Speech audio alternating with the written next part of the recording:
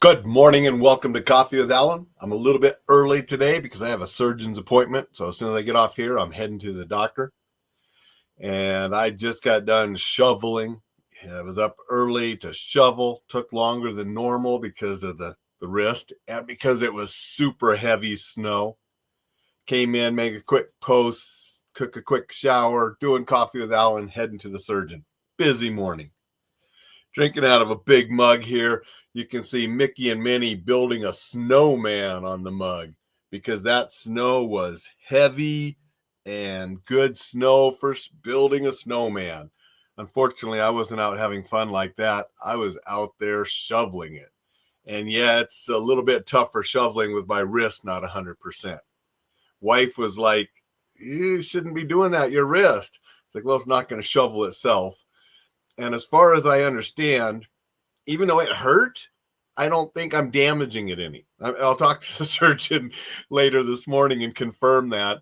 But as far as what I understand from previous conversations with him, even though it's hurting to do some of that stuff, I shouldn't be damaging anything because it should be completely healed as far as what they did with the surgery. Not like a month or 2 months after the surgery when I could have damaged it and undone what he did. So, it hurts, but we'll see. I'm going back to him because of a weird grinding hurt pain here in the wrist and some popping and stuff with a tendon in the middle finger at times. So that's what the physical therapist wanted me to check with the surgeon about. So that's why I'm going there. So, had to get up, had to shovel. Lots of snow. I mean, not a lot of snow, but heavy snow. I'm glad there wasn't a lot of it because by the time I pushed that shovel across the driveway, I couldn't pick it up with the wrist being what it is. It took me then several shovel throws to get it out in the yard. It was heavy, super heavy and wet. If you saw the videos yesterday or the picture of Rocky and I on our hike I posted, you'll see that the snow was coming down pretty good. We're getting a bunch of it here in Montana, although now it's warmed up, and so it's just it's wet and sloppy and heavy. That brings me to an article I read last week. I just briefly glanced at it because, I'm a guy and I don't like to read that kind of stuff. But the article was saying about dangers of snow shoveling and how old should you be. And it was saying anyone over the age of 45 should be very cautious and careful shoveling snow. And I'm like, 45? Again, I keep myself in shape. Every day I'm going up and down the mountains with Rocky on our walks. Used to do the DDP yoga and lifting religiously, until the wrist. So I have not done the DDP yoga and I have not been lifting weights like I used to. I'm getting back into it. And I'm getting the okay from the surgeon and the physical therapist. So hopefully real soon I'll be back doing more DDPY yoga, lifting more, continuing to go up and down the mountains. And so I'm going to shovel. I did shovel. If you're keeping yourself in great shape, good. You can do it. However, and this, if you read the reports and look at statistics, there are so many injuries, so many heart attacks and different things brought on by shoveling because a lot of people have not been keeping themselves in shape, have not been exerting themselves. Then they go out to shovel and hurt themselves. You have sprains, you have pulled muscles, you have slips and fall. I mean, it's icy out there at times and people lose their balance and they don't know how to fall and hit the ground and get hurt that way too. And heart attacks and so forth brought on because they're not used to doing it.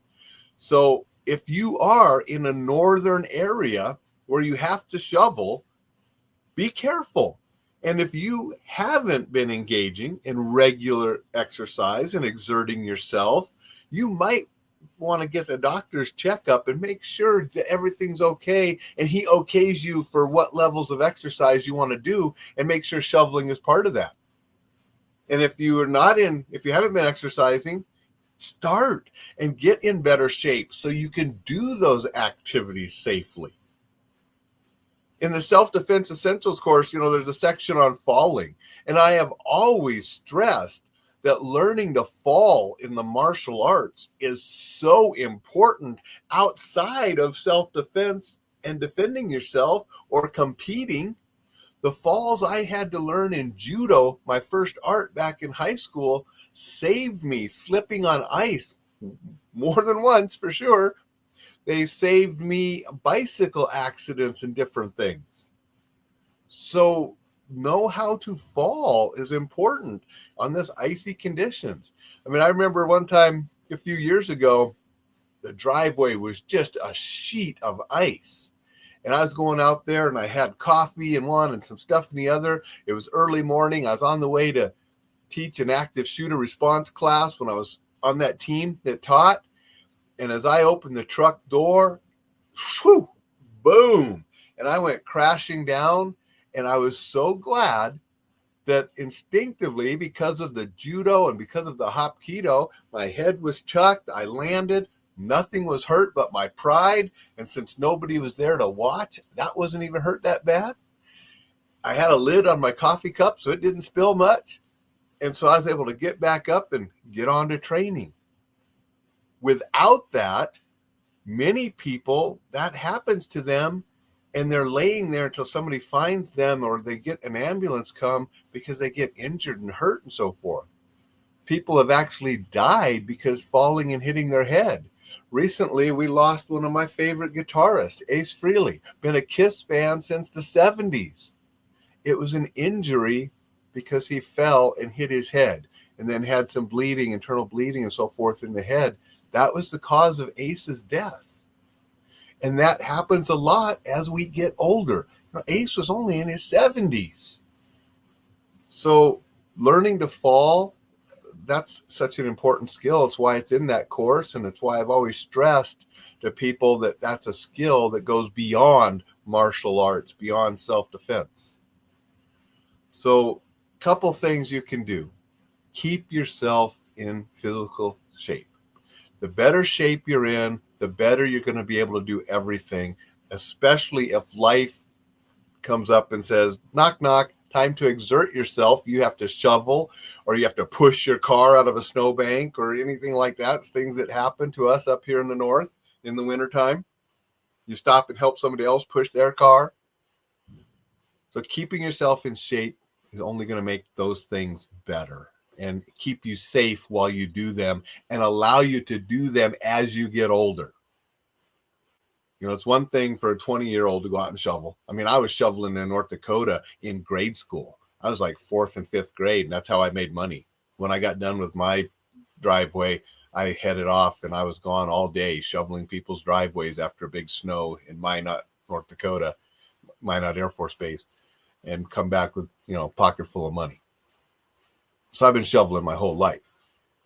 Got to keep that physical condition so I can continue to do it.